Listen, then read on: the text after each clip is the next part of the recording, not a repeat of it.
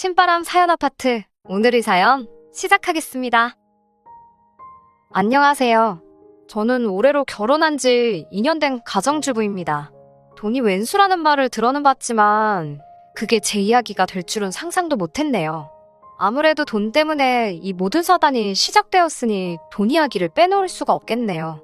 결혼 전 저는 마케팅 회사를 다니고 있었는데 월 수입은 300 정도였어요. 남편의 경우 출판사를 다니고 있었고 월 수입은 저와 비슷하거나 적거나 그랬습니다. 저희 둘이 만나게 된 건 서로 알고 지내던 오지랖이 넓었던 작가의 소개 덕분이었고요. 아무래도 둘 다 결혼 정년기에 만났기에 사귄 지 6개월 정도 되었을 무렵 이미 결혼 이야기가 나오기 시작했어요. 솔직히 저는 좀 더 시간을 갖고 만나면서 천천히 따져보고 싶었는데 남편은 이세를 생각해서라며 하루라도 빨리 결혼을 하고 싶어 했었어요. 남편의 적극적인 태도 덕분에 알게 된 지 1년도 되지 않아서 결혼식까지 올렸는데 지금 그게 너무 후회가 되네요. 결혼할 때 남편은 요즘은 다들 그렇게 한다며 반반 결혼식을 하자고 하더라고요. 솔직히 그때는 둘 다 벌이도 비슷하고 하니까 반반 결혼식이라는 게 솔깃하게 들렸습니다. 그래서 저도 좋다고 했고요. 딱 하나 반반할 수 없었던 게 바로 집이었습니다. 시부모님의 재산 상황이 남편이 알고 있는 것과는 많이 달랐거든요. 이미 빚도 많이 있으셨고 체납된 세금도 있으셔서 남편에게 어떤 도움도 주실 수 없는 상황이었습니다. 반면에 저희 친정에서는 하나뿐인 딸 결혼할 때를 위해서라며 오랫동안 들어놓으신 적금도 있었고 이미 노후도 준비되신 상황이라 제가 부탁만 하면 더 큰 도움도 주실 수 있는 상황이었어요. 그 사실을 알고 있던 남편은 반반 결혼을 외치면서도 집만큼은 저희 친정 도움을 받았으면 하는 눈치였습니다.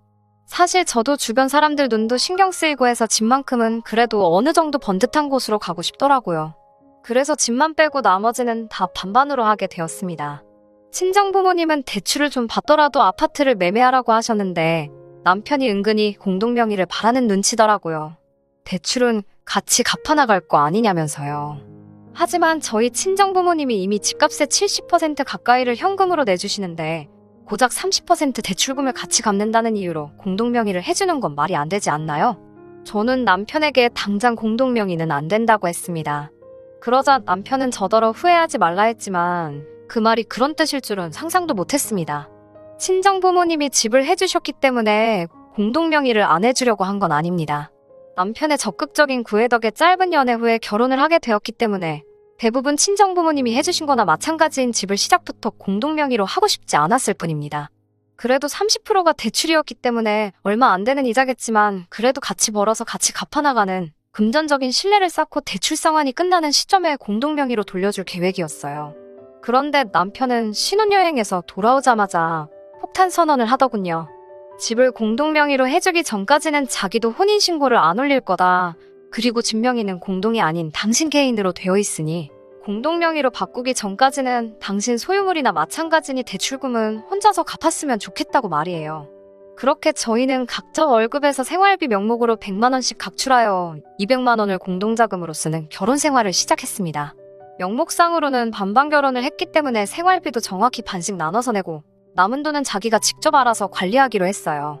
그런데 처음 1년은 아무런 문제도 없다가 제가 실직을 하게 되면서 상황이 안 좋아졌습니다. 제가 다니던 회사가 갑자기 부도가 나면서 어쩔 수 없이 회사를 나와야만 했습니다. 다행히 처음 몇 달은 실업급여를 받았기에 그럭저럭 버틸 수 있었어요. 하지만 그럼에도 불구하고 남편이 외벌이가 되니까 눈치 아닌 눈치가 보이더라고요. 게다가 실업급여로 생활비하고 아파트 대출금 내고 나면 정말 제 손에 남는 건 몇만 원뿐일 때도 있었고요. 다행인 건 그래도 그동안 비상금이라고 모아둔 돈이 있어서 그럭저럭 버틸 수 있었습니다. 그러다 몇 달 전 실업급여도 끝이 나고 제가 따로 모아둔 돈도 거의 바닥을 볼 때였어요. 왕래는 자주 한 적 없었지만 사촌 여동생이 결혼을 한다고 하더라고요. 아무리 그래도 어릴 적에 저를 잘 따르기도 했고 명색이 제가 사촌 언니인데 아무것도 안 할 수는 없어서 뭐 큰 건 해줄 수 없어도 축의금 얼마 정도는 해야겠더라고요. 남편에게 다음 주에 사촌동생 결혼식이 있어서 이만큼 축의금을 내려고 한다고 이야기를 했더니 남편이 눈을 동그랗게 뜨고 정색을 하면서 저를 쳐다보더라고요.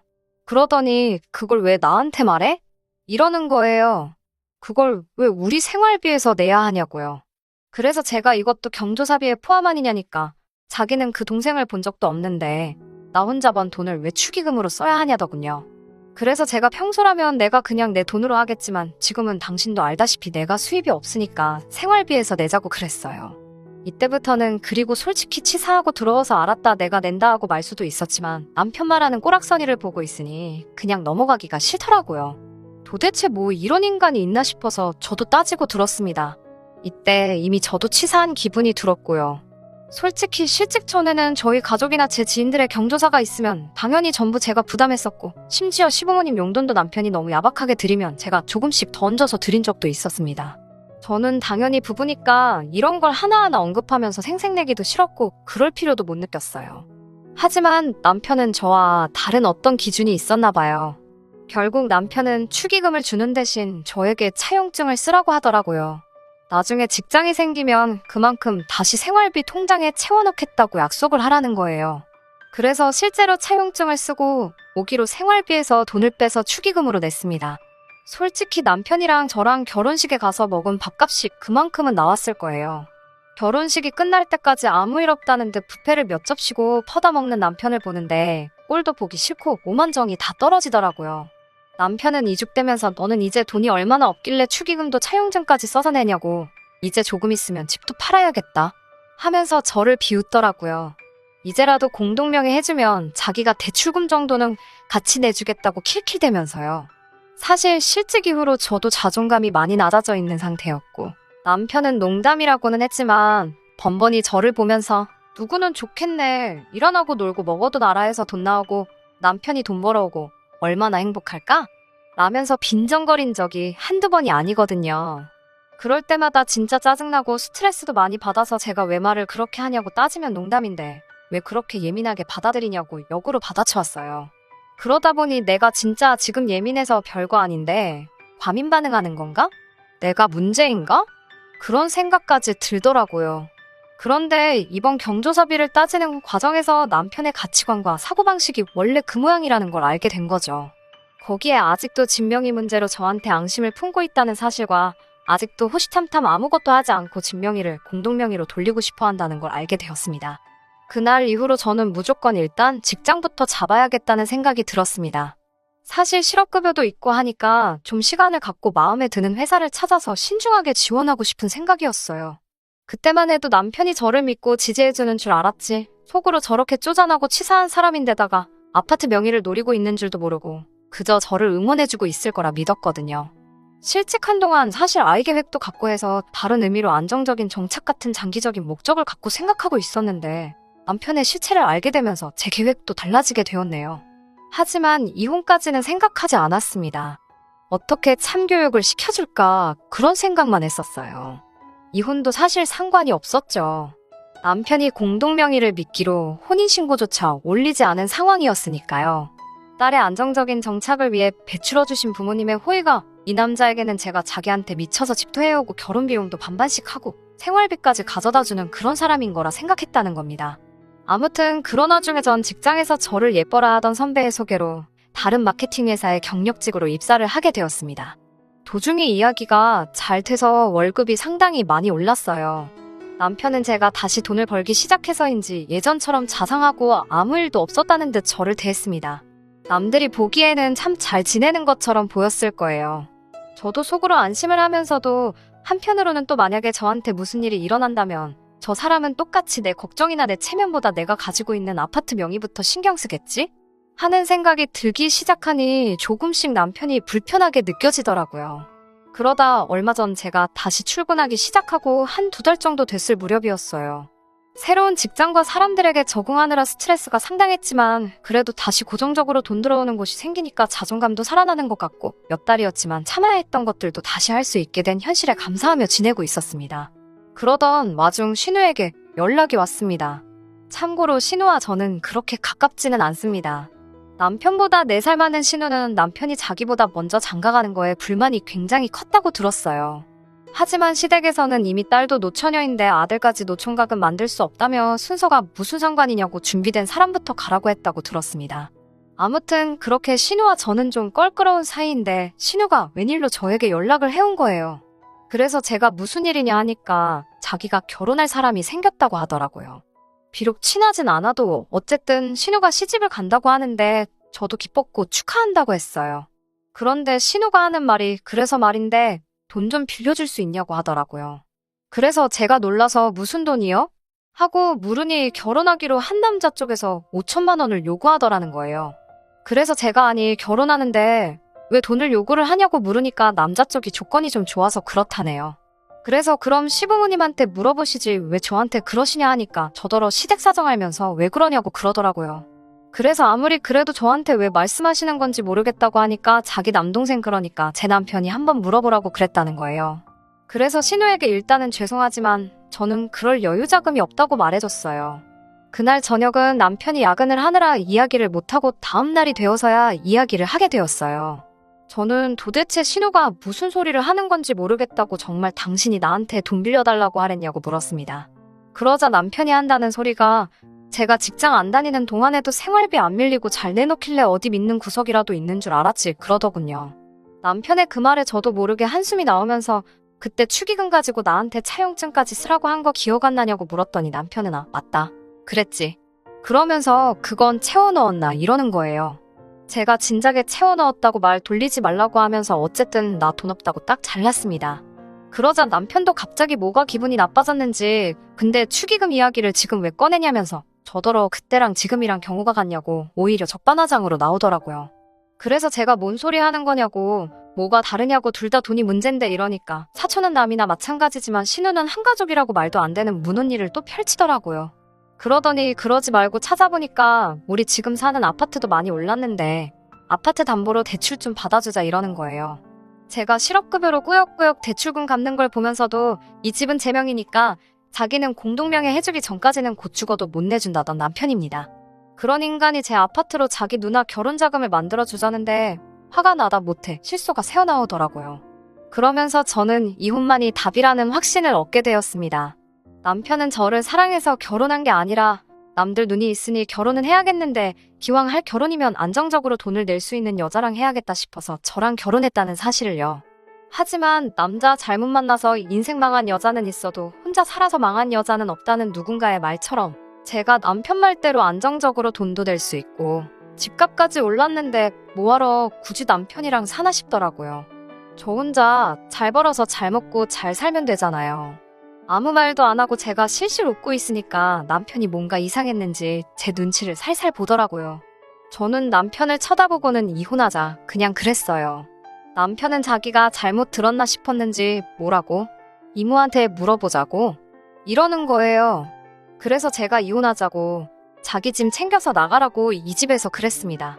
그러자 남편은 오히려 어이가 없다는 듯 참나 무슨 신우 결혼자금 빌려주잔다고 이혼을 하자고 하냐면서 저더러 이까짓 아파트 있다고 이상하게 생색을 낸다 하더라고요. 그래서 나 생색 내는 거야. 너는 이까짓 아파트도 없잖아. 이까짓 아파트에 네 돈 10원도 안 들어갔잖아. 이 10원짜리만도 못한 인간아. 라고 소리를 쳤어요. 그러자 남편이 말이 너무 심한 거 아니냐면서 알았다고 그만하라고 하더라고요. 그래서 나 지금 농담하는 거 아니라고 그냥 당장 짐 싸서 나가달라고 했어요. 남편은 이혼이 무슨 애들 장난이냐고 짜증을 내면서도 점점 뭔가 상황이 심각하게 돌아가고 있는 걸 눈치챈 모양이었어요. 슬슬 제 눈치를 보더라고요. 저는 남편에게 이제 알겠냐고 너가 공동명의 안 해주면 부부가 아니라고 한 덕분에 우리 아직 혼인신고도 안 올려놓은 거 몰랐냐고 말하니 남편 얼굴이 사색이 되더라고요. 결혼기간이 짧다고 한들 이혼하게 되면 재산분할 청구 소송이라도 할 수 있었을 텐데 이런 상황이라면 집안에 있는 개껌 하나도 가져나오지 못할 걸 뻔히 알고 있으니까요. 남편은 결국 저에게 미안하다고 사과를 하더라고요. 미안하다고 끝날 일이었으면 저도 이렇게 화를 내지 않았을 테죠? 일단 신우한테는 당장 전화해서 돈 해주는 건 어려울 것 같다고 제가 보는 앞에서 말하라고 했어요. 전 그렇게 가족을 도와주고 싶다면 말리지는 않을 테니 담보대출 같은 말도 안 되는 소리 말고 알아서 직접 대출을 받으라고 했습니다. 사촌이든 가족이든 먼저 네 가족 내 가족 따지고 아내한테 차용증까지 쓰게 만든 사람이 대체 무슨 생각을 했길래 내가 순순하게 결혼하는 신우네 집을 사는데 도와줄 거라는 생각했느냐 따졌어요. 남편은 결국 어디 돈 나올 구석도 없으니 순순히 신우한테 전화해서 돈 이야기는 못 해준다고 제대로 전하더군요. 저는 그 모습을 보고 이제 충분히 반성을 했을 거라 생각했는데 그게 아니더군요. 남편은 전화를 끊자마자 툴툴대면서 이제 됐냐? 라고 저한테 성질을 부리더군요. 적반하장도 유분수지 사과했던 건 전부 진심이 아니었고 반성하는 모습은 하나도 보이지 않았어요. 저는 그래도 최대한 좋게 넘어가려 했는데 시키는 대로 하고 가만히 있었으면 거기서 끝날 일을 가지고 정말 끝까지 구질구질하게 나오더라고요. 됐냐고 물어봤으니 아직 안 됐다고 대답해줬어요. 기분 나쁜 거 티내면서 평소 성질내던 것처럼 문 부서져라 쾅 닫고 방으로 들어가려던 것 같은데 제가 아직 안 됐다고 말하니까 이런 저의 반응을 예상 못했는지 흠칫 놀라서 저를 쳐다보더라고요. 아직도 누가 칼자루 쥐고 있는지 똥 오줌 못 가리고 정신 못 차리고 있는 남편에게 한마디 했어요. 이제부터 내 집에서 살려면 월세를 내라고요. 남편이 웃기지도 말라면서 부부 사이에 무슨 월세를 받냐고 하더라고요. 너 때문에 우리 혼인신고 안 한 거 모르냐. 내 명예 내 집에서 얹혀 사는데 네 돈 내 돈 따지고 있으면 그게 룸메이트지 무슨 부부냐고 쏘아붙였어요. 너가 내 남편이라는 확신이 들 때 그때가 되면 월세도 받지 않고 혼인신고는 물론 공동명의까지 해주겠다는 조건을 걸었죠. 하지만 그때까지는 우리는 그냥 동거인에 불과한 남남이라고 우리가 부부라는 확신을 가질 수 있게 처신 잘하라고 했어요. 남편은 자기가 그 상황에서 할 수 있는 게 없으니 또 비굴하게 나오더라고요. 내버리 뻔히 알면서 월세는 무슨 월세냐 하면서 불쌍한 척을 하다가 안 되니 내가 너 아니면 누구랑 결혼했겠냐. 우리가 비록 월급은 따로 관리했을지언정 서로 이 집에서 지낸 시간이 가짜였다고 생각하는 거냐 하면서 정에 호소하기 시작하더라고요. 마음 약해지면 안 될 것 같아서 단호하게 잘랐어요. 당장 이번 달부터 월세 내라고요. 월세를 받는다고 해도 사실 제가 그 돈을 개인적인 일에 쓸 생각도 없었어요. 그냥 따로 저금해놨다가 남편 돌려주던지 아니면 아직 남아있는 대출금 갚는데 쓰고 대출 갚는 게 끝나면 원래 계획했던 대로 이 집에 남편 명의도 올려줄 계획이었어요. 그런데 남편은 뭐가 그렇게도 불공평하다는 생각을 했는지 일주일도 안 돼서 아주 기고만장해서 저를 부르더군요. 그동안 자기가 법을 좀 공부했다고 하더군요. 변호사 같은 법조인을 만나고 온 건 아닌 것 같고 제가 볼 땐 그냥 핸드폰으로 인터넷 좀 뒤적이다가 온 것 같았습니다. 비록 혼인신고를 안 했어도 결혼식을 올렸고 일정 기간을 부부처럼 살았으면 그건 또 부부로 인정된다고 하더라고요. 기고만장해서 하는 말이 오히려 지가 저한테 이혼 소송을 걸겠다고 하더군요. 남편 말에 따르면 우리 사이가 사실혼이 성립되는 거나 마찬가지고 그 관계가 해소되는 경우에는 재산분할이 인정된다고요. 사실 그런 부분까진 생각 안 해봤어서 아차 싶었어요. 그것도 그렇지만 끝까지 저는 남편 고쳐 써먹어보려고 나름 노력한 건데 남편은 오히려 제 명의로 된 이 집을 자기가 분할받을 수 있다는 생각에 아예 이혼을 결심한 것 같더라고요. 참 사람 고쳐 쓰지 못한다는 말이 틀린 말이 하나 없더라고요. 기고만장해서 저런 식으로 나오는 남편을 달래가며 제 재산 지키는 것보다 차라리 이대로 이혼해버리는 게 좋겠다는 생각이 들었습니다. 그러자고 차라리 이혼하자고 대판 싸우고 다음날 저는 실력 좋다는 이혼 전문 변호사를 방문했어요. 남편이 조금이라도 생각을 할 줄 아는 사람이었으면 인터넷만 맹신할 게 아니라 저처럼 직접 행동을 했었을 텐데요. 맞벌이 부부이기는 하지만 혼인신고도 안 올렸고 각자 버는 돈 따로 관리를 했던 게 오히려 남편한테는 독이 되었네요. 대출금을 전부 제가 번 돈으로 갚았어야 했고 그로 인해 남편이 우리 집에서 공동재산 증식에 관한 기여도가 0이 수렴했기 때문에 재산 분할을 받지 못할 거라는 설명을 들었습니다.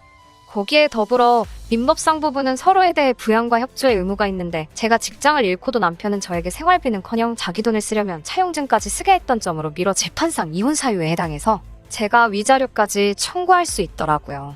그 사실을 남편에게 말해주니 그제서야 이혼하자는 건 사실 장난이었다는 식으로 얼렁뚱땅 사과하며 넘어가려고 하더라고요. 자기가 저랑 이혼을 왜 하겠냐며. 저는 마음 바꾸지 않았어요.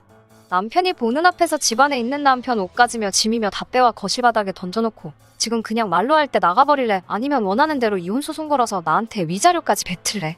너가 정해 라고 했더니 무릎을 꿇고 제 앞에 몇 번을 빌다가 결국엔 자기 짐을 주섬주섬 챙겨서 나가더군요.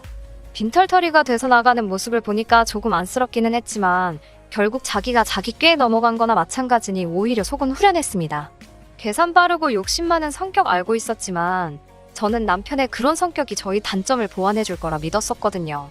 월급 잘 모아서 손해 안 보고 잘 살아갈 거라 믿었던 제가 바보 같습니다. 그래도 마지막 가는 길에는 크게 한 방 먹여줬으니 내쫓기는 그 모습 타산지석으로 삼아서 저도 적당히 욕심부리며 살아가려고 해요. 그러면 저의 이야기는 여기서 마무리 짓도록 하겠습니다. 끝까지 들어주셔서 감사합니다. 오늘의 사연은 여기까지입니다. 구독과 좋아요, 알람 설정 부탁드리고 더 좋은 사연으로 다시 찾아뵙겠습니다. 감사합니다.